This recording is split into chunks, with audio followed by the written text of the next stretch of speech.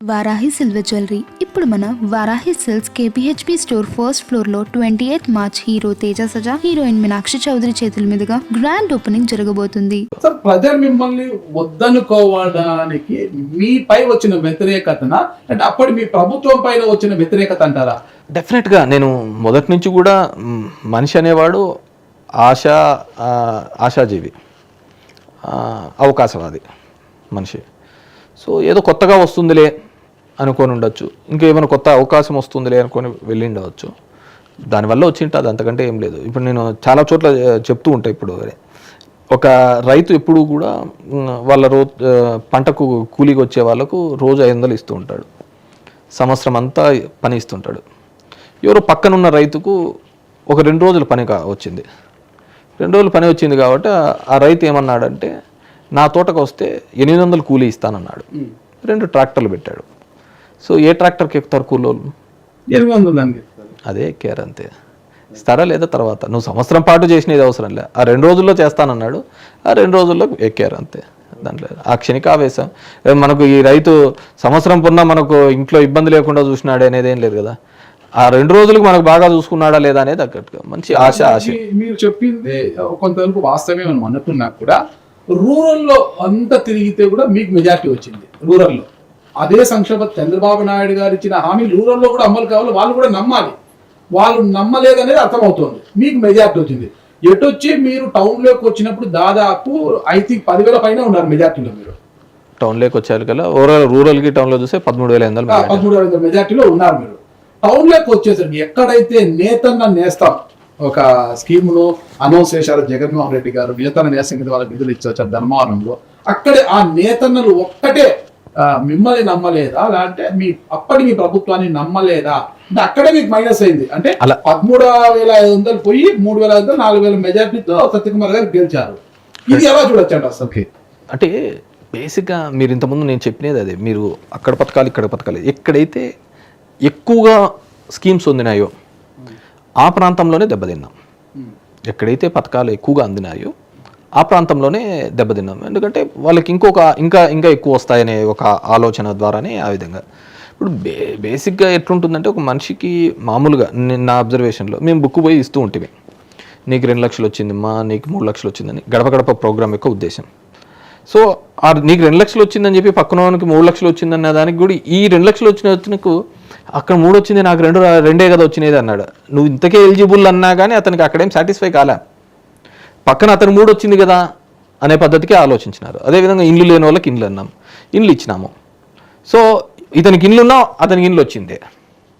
ఇంతకుముందు నేను అన్నట్టుగా ఎవరైనా కానీ మనిషి అన్న వ్యక్తి ఆశాజీవి, అవకాశవాది. రూరల్లో లేని నమ్మకం టౌన్ లో ఎందుకు వచ్చింది అంటే కూటమి యొక్క? ఇప్పుడు ఇట్స్ వెల్ఫేర్లలో ఎవరి ఆలోచనలు ఏ విధంగా కొత్తగా వచ్చిన దానిలో ఏం లబ్ధి వస్తుందో, ఏం మంచి వస్తుందో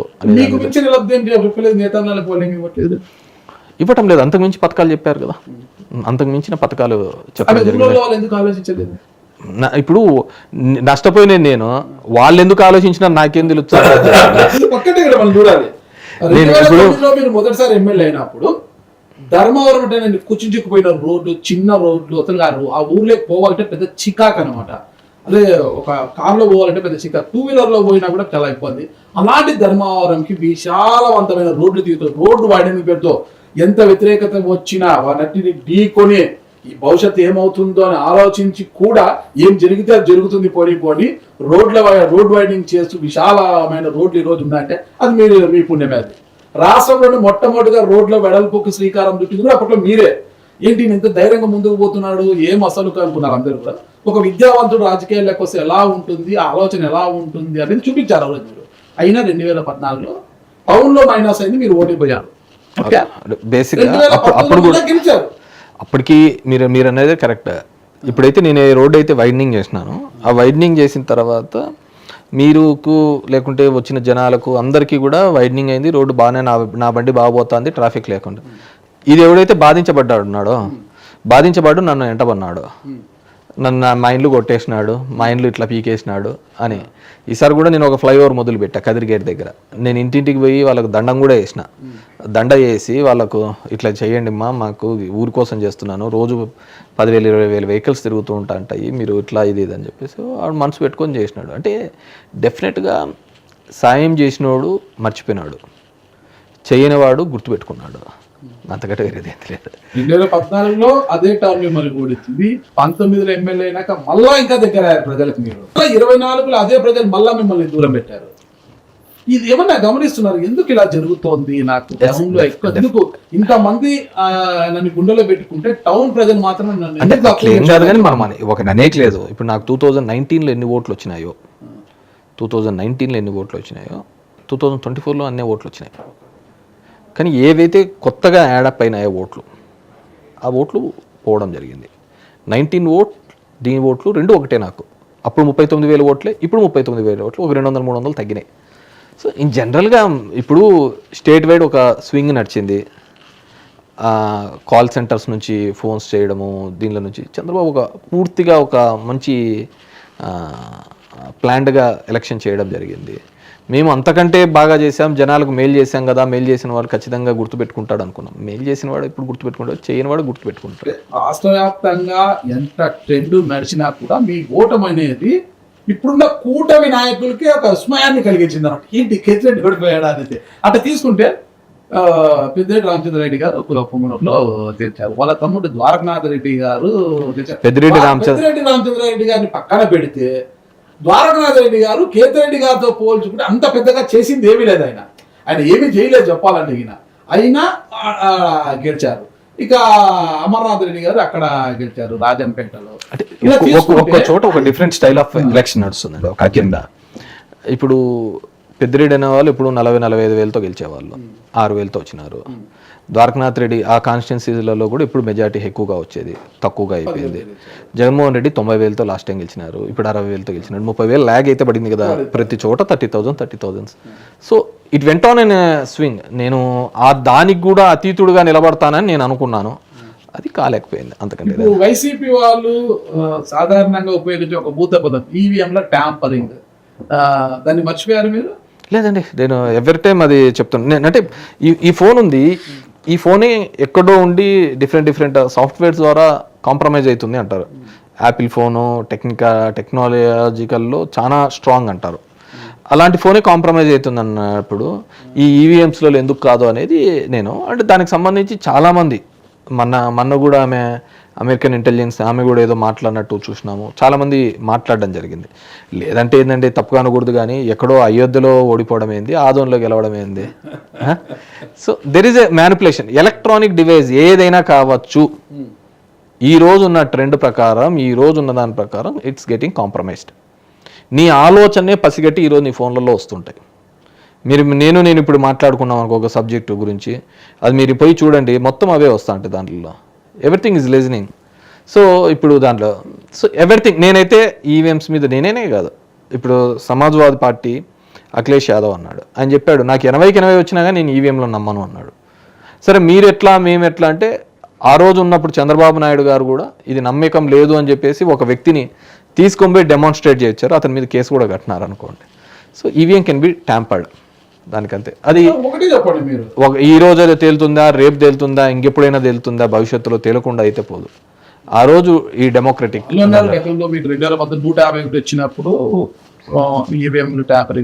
ఈ రోజు వాళ్ళు అని ఉండొచ్చు కదా. సరే వాళ్ళు కూడా అనుకున్నట్టే కదా, వాళ్ళు కూడా నమ్మినట్టే కదా ఈవీఎం ట్యాంపరింగ్ అయితే. అంటే చంద్రబాబు మోరోవర్ డెమాన్స్ట్రేట్ కూడా చేయించాడు కదా, అంటే ఉన్నట్టే కదా. సరే మరి ఇక్కడ చంద్రబాబు గారు ఇచ్చిన 6 గ్యారంటీలు కూటమి అధికారంలోకి రావడానికి కారణమా, మీరంటున్న ఈవీఎంల ట్యాంపరింగ్ కారణం అంటారా? మల్టిపుల్ డాట్స్ కలిసాయని నేను అనుకుంటున్నాను. కొద్దిగా ఒక లెవెల్ వరకు వచ్చిన తర్వాత ఆ లెవెల్ నుంచి దాటాలి అంటే ఇంకొద్దిగా ఒక డాట్స్ అలా కలిసినట్టు, దాంట్లో కూడా ఇది ఒక భాగం అంతే. 6 గ్యారంటీలు ఈవీఎంలు పక్కన పెడితే మిమ్మల్ని ఓడించిన ధర్మవరం పట్టణ ప్రజలపైన మీకు కోపం లేదా? ఎందుకు ఉంటుందండి, వాళ్ళకేముంటుంది, నాకేముంటుంది. ఇప్పుడు నాకు ప్రతిసారి కూడా ధర్మవరంలో జరిగిన ప్రతి అభివృద్ధి, జరగబోయే అభివృద్ధి కూడా నేను వేసిన విత్తనాలే. కట్టించిన ఇండ్లు కావచ్చు, కాలనీస్ కావచ్చు, రోడ్లు కావచ్చు, హాస్పిటల్స్ కావచ్చు, స్కూల్స్ కావచ్చు, యు నేమ్ ఇట్. ఏదైనా కావచ్చు, ఆ నియోజకవర్గానికి సంబంధించి ధర్మవరానికి సంబంధించి చేసిన ప్రతి పని నేవలే. సరే ఈ రోజు ఉండకపోవచ్చు, నేనేమి 1000 ఏళ్ళు బతికేయలేరు, మీరేం 1000 ఏళ్ళు బతకలేరు. చరిత్రలో అయినా ఈ ధర్మవరం నియోజకవర్గం ఒక నియోజకవర్గాన్ని కేతిరెడ్డి అనే ఒక ఎమ్మెల్యే చేసి పెట్టాడరా అనే ఒక భావన ఉంటే చాలా అనుకుంటాను, అంతకంటే వేరేది. చాలా మందిలో ఉంది, కానీ కొంతమంది మాత్రం ఆ ఎన్నికల మొదటి నుంచి కూడా మధ్యలో నుంచి ఎన్నికల ఒక ప్రాపగండ అయితే అలా కొనసాగించారు కదా.